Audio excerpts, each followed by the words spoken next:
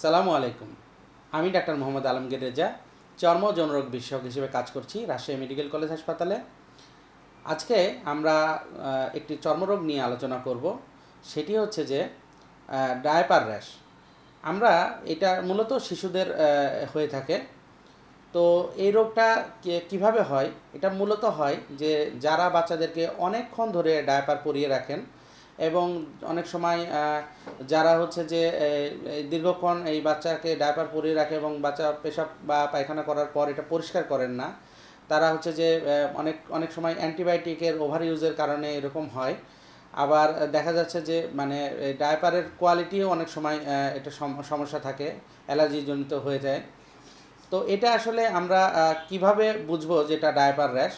প্রথমত দেখতে হবে যে ডায়াপার যে অংশগুলোতে লেগে থাকে বা যে অংশটা আমার পশ্চাৎ দেশের একটা অংশ থাকে, এটা মূলত দেখলে বোঝা যায় যে এই অংশটা ডায়াপার থাকে এবং এখানে একটা ভেজা একটা লাল বর্ণের একটা ছোপ ছোপ হয়ে থাকে। অনেক সময় দাউদের মতো হয়ে থাকে, যেটা আমরা ফাঙ্গাল ইনফেকশন বা দাউদ বলি, সেটার মতো হয়ে থাকে, একটা উঁচু মার্জিন মতো থাকে এবং এর সাথে কিন্তু অনেক সময় ছোট ছোট বাম্পের মতো হয়ে থাকে এবং এগুলো চুলকায়। বাচ্চারা কিন্তু এই যে ডায়াপার র্যাশের কারণে অনেক সময় কান্নাকাটিও করে থাকে। তো ডায়াপার র্যাশ আসলে এখান থেকে আমরা কিভাবে মুক্তি পাবো? তো প্রথমে যেটা করতে হবে সেটা হচ্ছে যে এটা প্রিভেনশনের জন্য আমরা হচ্ছে যে এই অধিক সময় ধরে ডায়াপার আমরা পরিয়ে রাখবো না। ডায়াপার মাঝে মধ্যে চেঞ্জ করে দিব। বিশেষ করে রাতে ঘুমানোর পর বা সকালে ওঠার পর এই সময়টা চেঞ্জ করে দিতে হবে এবং জায়গাটা যাতে শুকনো থাকে মুছে দিতে হবে বা পানি দিয়ে ওয়াশ করে দিতে হবে। তারপরে হচ্ছে যে একটু সুতি সুতি জামা কাপড় পরালে ভালো। আচ্ছা, এরপরে যেটা হচ্ছে সেটা হচ্ছে যে বিভিন্ন ধরনের জিঙ্ক অক্সাইডের বিভিন্ন মিশ্রণ পাওয়া যায়, সেগুলো যদি দিয়ে রাখা যায় তাহলে এটার প্রিভেনশন করা যাবে।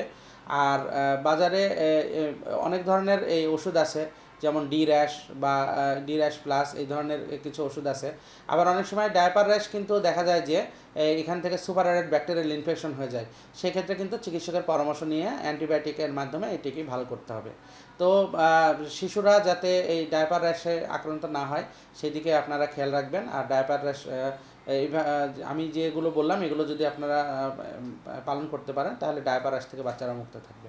তো আজকে এই পর্যন্তই। ধন্যবাদ সবাইকে। সালামু আলাইকুম।